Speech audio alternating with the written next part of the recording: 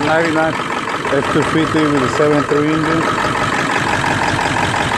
I got a problem. This thing is running rough, and the thing is, when I open the feeder valve, see, it's not shaking no more. It's open. It's moved out. No more shaking. As soon as I close it,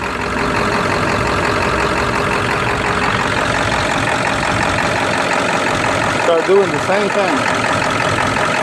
See how it's shaking now?